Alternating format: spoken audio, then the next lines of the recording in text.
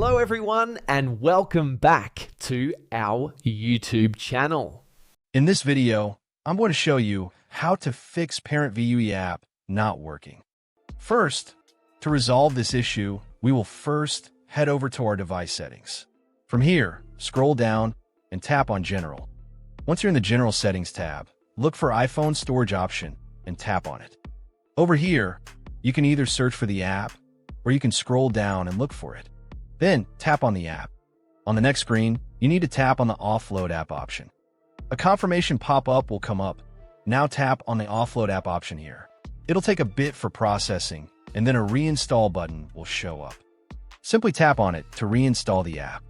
This should resolve the issue, but if it doesn't, then you need to check if the app is running an older version. Head over to App Store. From here, double tap on this search icon in the bottom right corner, and then search for the app. Once the app comes up in the search result, and if you see this update button right next to the app, simply tap on it to make sure you're running the latest version of the app. However, if you continue to encounter this issue, then you will need to completely reinstall the app, which usually resolves the problem. Head over to this screen the way we did before, and over here, tap on the Delete App option here to uninstall the app from your device. A confirmation pop-up will come up. Now tap on the Delete option here. Once uninstalled, open up App Store and search for the app in the search bar. After the app comes up in the search result, simply click on this cloud icon to install it back onto your device. Hopefully, this resolves the issue.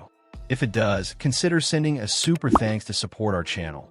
And also don't forget to hit the subscribe button. We'll see you in the next video.